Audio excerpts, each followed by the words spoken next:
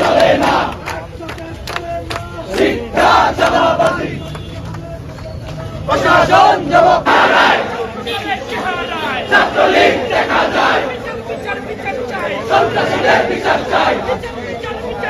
সন্ত্রাসীদের বিচার চাই সন্ত্রাসীদের বিচার চাই